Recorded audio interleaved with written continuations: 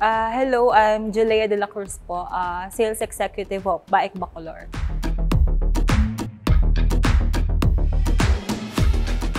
Ito po yung B30 4x4 namin, gasoline hybrid po siya.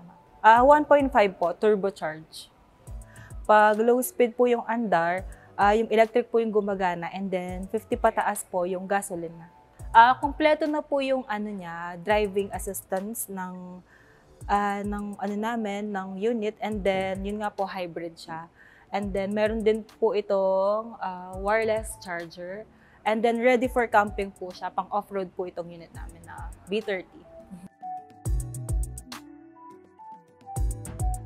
Meron po itong 6 airbags, and then yun nga po, kompleto na po yung driving assistance niya. Pag city driving, di ba po, yung electric yung gumagana, so tipid po siya. And then kapag sa highway, gasoline yung gumagana, pero nag-combination naman po siya. Pag highway, depende po sa apak dun sa sasakyan, combination po siya ng electric and then gasoline.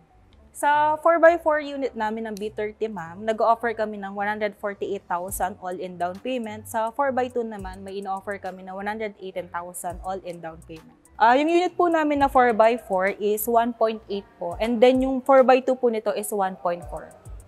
Meron po kaming ina-offer na in-house financing, and pwede rin po siyang bank purchase or cash po. Meron po itong discount na 100,000.